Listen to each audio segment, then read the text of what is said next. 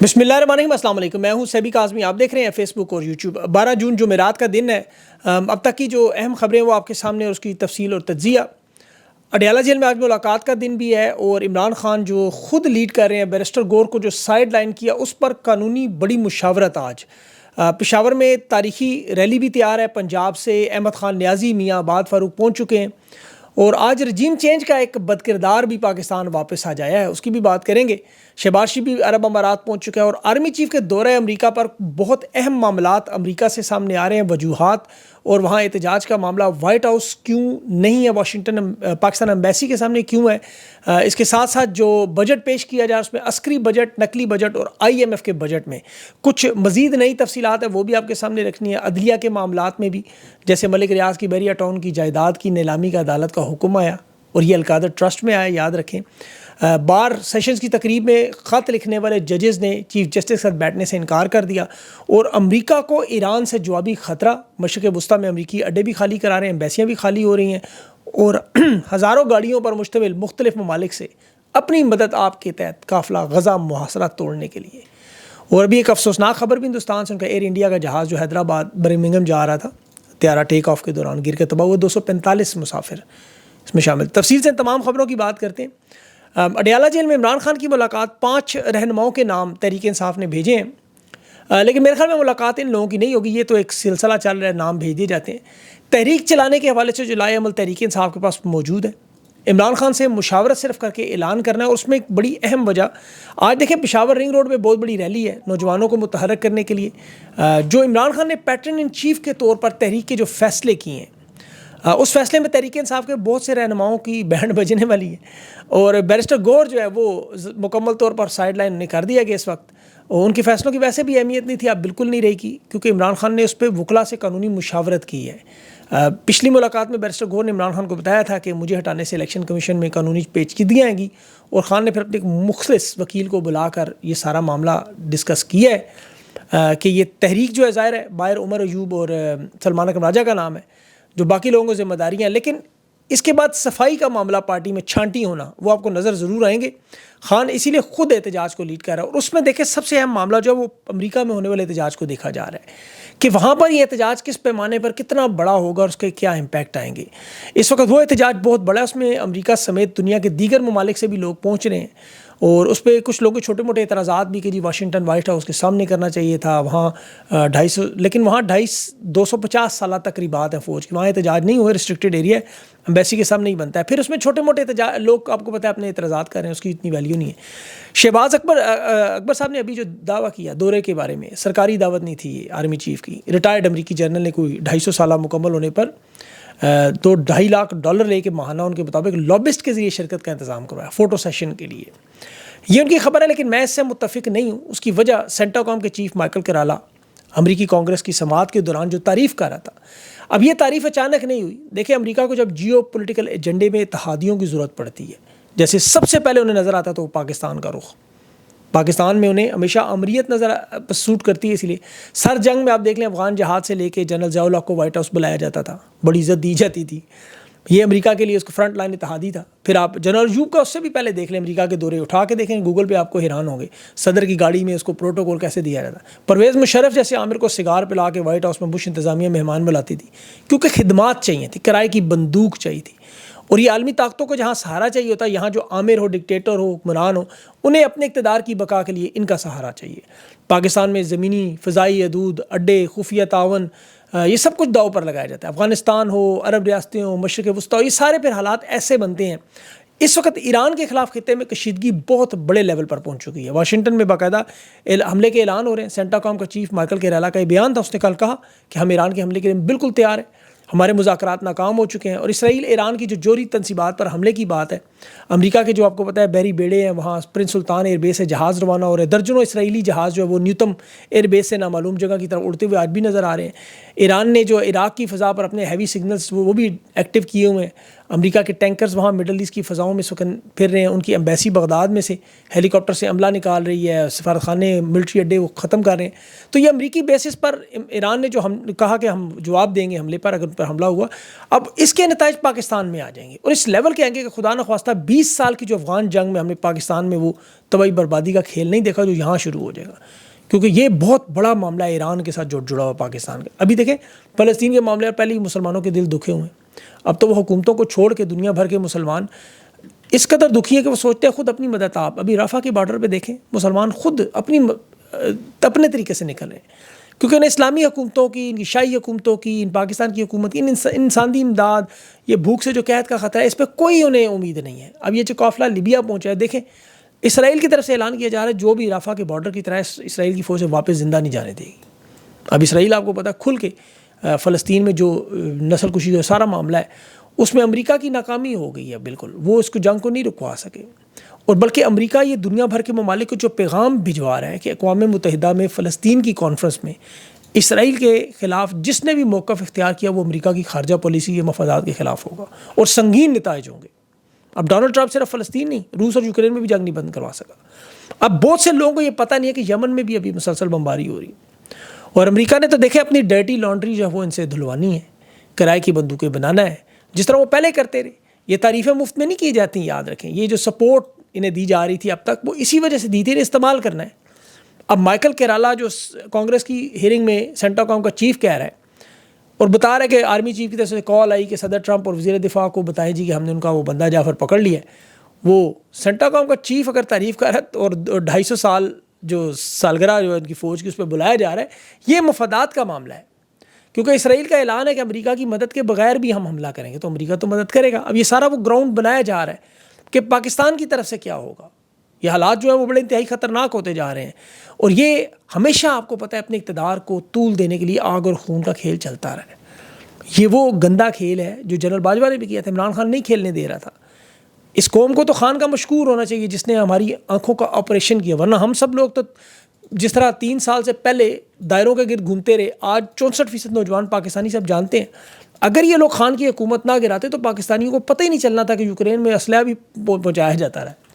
پاکستانیوں کو پتہ ہی نہیں ہونا تھا کہ یہ IMF کے ذریعے ڈیلز کیسے ہوتی ہیں. یہ جو خارجہ پالیسی کے رول ہے امریکہ کا, عرب ممالک کا مداخلت, یہ ہم سب کو پتہ ہی نہیں چلنا تھا. پاکستانی جس طرح دنیا کے سامنے بیچے جاتے ہیں, خان نے تو ایم القاسی کا نواز شریف کے دور میں آپ کو بتا دیا, ڈاکٹر عافیہ کا بتایا, جیسا مشرف نے پکڑ کے $1000 کے لوگ بیچتا رہا. ڈرون حملے روکنے کا عمران خان کے دور میں آپ کو پتہ چلا. اب قوم کو اس وقت یہ نہیں پتا ابھی تک کہ ایبٹ آباد کا مرکزی کردار شکیل افریدی جو ہے وہ آرمی چیف اگر جہاز میں امریکہ جاتا ہو نظر تو آپ حیران نہ ہوئیے گا, کیونکہ اب آپ کو سب کچھ پتہ ہے. آپ کی آنکھوں کے سامنے $500 ارب کی ریکارڈ ایک $500 ملین میں بکی ہے, آپ کی آنکھوں کے سامنے ہوا ہے. یہ پنڈی سے ہرکولیس جہاز بڑے بڑے معاف کیجیے گا مارٹر گولے لے کر جو جاتے رہے, جنرل باجوہ جس طرح نون لیگ کی حکومت کو لایا, خان کی حکومت کو گرایا, سائفر, یہ سب کچھ آپ نے اپنی آنکھوں سے دیکھا. 24 کروڑ لوگوں میں سے کسی کو روک کے پوچھو آپ کو بتا دے گا کہ آج ہم کہاں کھڑے ہیں, یہ کہاں کھڑے ہیں, پاکستان کہاں کھڑا ہے, اور آج خان کی مقبولیت کا لیول کیا ہے. دیکھیں عمران خان 1992 کے ورلڈ کپ جیتنے سے مقبول نہیں ہوا, دنیا کا بہترین کرکٹر, لیکن پاکستان T20 کا ورلڈ کپ بھی جیتا ہے, چیمپئن ٹرافی بھی جیتا ہوا ہے. عمران خان دنیا کے ایک مایہ ناز بالر, لیکن وسیم اکرم ان سے بھی اچھا بالر. خان دنیا کا خوبصورت مردوں میں شامل, لیکن پاکستان میں اس سے بھی خوبصورت لوگ موجود ہیں. 30 سال کی اگر خان کی سیاست ہے تو نواز شریف زرداری تو 40-50 سال سے بیٹھے ہوئے. خان کی اگر تحریک انصاف دنیا کی 6ٹھی لارجسٹ پاکستان کی سب سے بڑی جماعت ہے, تو اس سے پہلے سب سے بڑی جماعت پیپلز پارٹی بھی رہی, نون لیگ بھی رہی. خان اس وجہ سے مقبول نہیں ہے سیاست کی وجہ سے, نہ ہی اس وجہ سے کوئی 3 کینسر اسپتال بنائے, یا وہ تحریک انصاف کا چیئرمین تھا, یا وہ سابق وزیر اعظم تھا. کیونکہ اس ملک میں تو انوار الحق کاکڑ, چودھری شجاعت, معین قریشی اور شہباز شریف جیسے ابھی بھی وزیر اعظم لگے ہوئے. نواز شریف بھی 3 بار وزیر اعظم رہا ہے, زرداری آج بھی صدر ہے. عمران خان جو مقبول ہے اس وقت عوام کے دلوں پر راج کر رہا ہے, وہ اس 78 سال کی تاریخ کو بدل رہا ہے. جو عمران خان کا یہ جو نظریہ ہے اور یہ جو خان کی قید ہے, جیل ہے, یہ اپنی مرضی کی قید ہے, کیونکہ حقیقی آزادی کا نعرہ عمران خان نے لگایا, اسی لیے سب سے بڑی قربانی عمران خان خود دے رہا ہے. عمران خان کو دیکھیں, ایک طرف عمران خان کی مقبولیت ہے, دوسری طرف یہ جنگ جیتنے کے بعد بھی ان کی مقبولیت دیکھ لیں. خان تو ایک سیاسی رہنما, کھلاڑی, سابق وزیر اعظم, ایک کپتان, آج وہ قوم کا کس لیول پہ پہنچ گیا, مرشد, پاکستان کی تاریخ کا سب سے بڑا لیڈر, جس کے گرد سیاست, میڈیا, حالات سب کچھ گھوم رہا ہے. اور یہ جنگیں جیتنے کے بعد بھی مقبول نہیں ہو سکے، کیونکہ یہ جو نظریہ عمران خان قربانی دے رہا ہے وہ پاکستان کی قوم اور نوجوان اپنی آنکھوں سے دیکھ رہے ہیں، وہ عدلیہ کے حالات دیکھ رہے ہیں، معیشت دیکھ رہے ہیں، سیاست دیکھ رہے ہیں، سب کچھ ان کے سامنے ہے کہ وہ کس طرح یزیدیت کے سامنے خان بیعت نہیں کر رہا۔ اب اگر آج عمران خان نواز شریف زرداری یا بینظیر بھٹو کی طرح سے ڈیل کر لے، آپ یقین کریں مقبولیت ختم ہو جائے گی۔ یہ جو 24 کروڑ عوام ڈٹ کے کھڑی ہے خان کے ساتھ، اسی وجہ سے کہ یہ تو طاقتور ہے، ان کے پاس اقتدار ہے، ان کے پاس بندوقیں، سب کچھ ہے، لیکن عمران خان کو ہٹا کے انہوں نے کر کیا لیا؟ پھر بھی کیا معیشت بہتر ہوئی، سیاسی استحکام آیا، ملک کے پاکستان کی عوام میں ان کی محبت پیدا ہوئی، خارجہ پالیسی بہتر ہوئی، دنیا کے تمام ممالک ان ساتھ کھڑے ہو گئے، پاکستانیوں کے حالات بہتر ہو گئے، مہنگائی، بے روزگاری، عام لوگوں کی زندگی کیا یہ بہتر ہوگی؟ یہ سب کچھ تاریخ کے بدترین لیول پر، دہشت گردی ہو، بدامنی ہو، کرنسی ہو، پاسپورٹ ہو، خارجہ پالیسی ہو۔ آپ دیکھیں 58 اسلامی ممالک تھے، ہندوستان کی جنگ میں صرف 4 نے حمایت کی، یہاں 2 دفعہ خان نے OIC کروائی۔ عمران خان کا جیل سے باہر آنا بلا شبہ پاکستانی کے لیے بہت بڑا معاملہ ہے، اس میں کوئی دو رائے نہیں۔ خان عمر کے اس حصے میں آپ کو پتہ قربانی دے رہا ہے جو اس کی قربانی نہیں بنتی، یہ دل دکھانے والی باتیں۔ اتنا بڑا امت مسلمہ کا رہنما اس عمر میں سختیاں برداشت کر رہا ہے، لیکن یہ بات ذہن میں رکھے کہ آج اگر عمران خان باہر ہوتے، جیل نہ جاتے، اور یہ سب کچھ جو آج آپ نے دیکھا آپ کو سمجھ بھی نہ آتا، خان ایسے مقبول بھی نہ ہوتا۔ آج عمران خان کو 9 مئی کے 3.5 مہینے کے بعد انہوں نے گرفتار کیا۔ اس دوران عمران خان کے سامنے تحریک انصاف کے لوگوں سے، رہنماؤں سے پارٹیاں چھڑوائیں، چھاپے مارے، چادر چاردیواری کا تقدس پامال کیا۔ عمران خان اس سے پہلے بھی جب اپوزیشن میں تھے 126 دن دھرنا دیا، استعفیٰ نہیں لے سکے، حکومت نہیں گرا سکے۔ خان نے ابھی بھی بڑے بڑے جلسے کیے گرفتار ہونے سے پہلے، لیکن اپنے قاتلانہ حملے کی FIR نہیں کروا سکے۔ اسی لیے عمران خان کو اس چیز کا اندازہ ہے کہ یہ معاملہ ان کی قربانی سے، جیل میں بیٹھنے سے حل ہوگا، ڈٹ کر کھڑے، اور وہ اس لیے کھڑا ہے ڈٹ کے۔ اسے پتہ ہے یہ پورے کا پورا سسٹم بدلنا ہے، یہ نظام بدلنا ہے، کوئی ٹیمپرری بات کر کے باہر نہیں آنی۔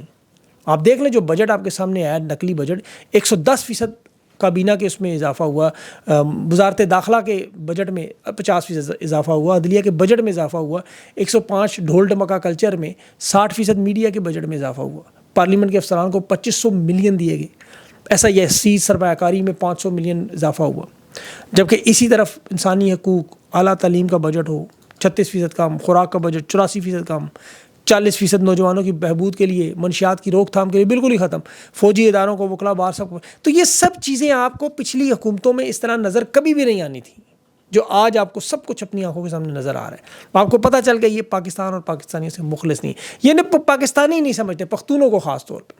جو بجٹ میں 120 ارب انہوں نے کراچی کے لیے رکھے، 80 ارب بلوچستان کے لیے، اور خیبر پختونخوا کے لیے کتنے؟ صرف 55 کروڑ۔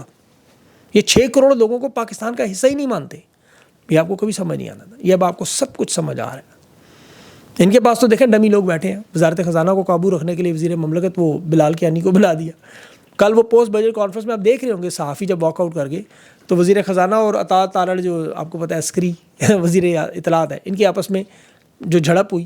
اب اچھا، اس بجٹ کا شہباز شریف کو اور وزیر خزانہ کو بھی نہیں پتا کہ chairman senate, deputy chairman, deputy speaker کی 600% تنخواہیں بڑھ گئی ہیں۔ وہ کہہ رہا ہے میں نوٹس لے رہا ہوں۔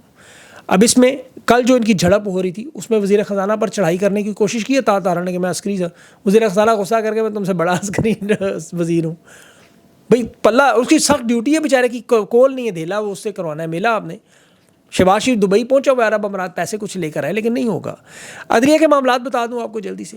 عدلیہ آپ کو پتہ ہے جج کی اس وقت طبیعت سے زیادہ نیت خراب ہے، سننے سے ہی بھاگ جاتا ہے، اور انہوں نے اس وقت اذیت میں لوگوں کو شکار کیا ہوا ہے۔ 26ویں ترمیم کے بعد تو یہ ایک کوٹھا بنا ہوا ہے، بالکل جیسا کوٹھا ہوتا ہے نا بازار حسن کا، صحافیوں کی طرح باہر انہوں نے ترازو لٹکا کے آیتیں لکھ دی ہیں اور سجدے کرتے ہیں جا کے وردی والوں کو، آپ کو پتہ ہے۔ 190 ملین القادر ٹرسٹ میں آپ دیکھ لیں، ملک ریاض کی زمین جائیداد ضبط کرنے کا حکم تھا، ہائی کورٹ نے رکوا دیا، نہیں ضرورت پڑی، ملک ریاض ہے ظاہر ہے، اور اسی کیس میں خان کا کیس نہیں سنتے۔ کوٹ لکھپت میں ڈاکٹر یاسمین راشد، عمر چیمہ، محمود رشید، شاہ محمود قریشی کی ضمانت پہ کیس ہی نہیں لگاتے، جج وکیل پروسیکیوٹر ہی بھاگ جاتے۔ صنم جاوید کی ابھی آج دیکھیں ویڈیو کہ جس نے آرمی چیف کی شان میں گستاخی کی، صنم جاوید نے وہ جو ٹویٹس جس پہ الزام لگا وہ پڑھیں، اس میں نام ہی نہیں لکھا کسی کا، وہ تو کہیے بارڈر پہ جائیں، غصہ بڑا آ گیا جی کیوں کہا ہمیں۔